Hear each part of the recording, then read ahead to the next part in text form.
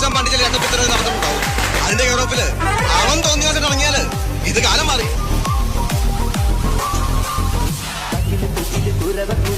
നമ്മുടെ സിഗ്നേച്ചറിലെ കലക്കം പരിപാടി.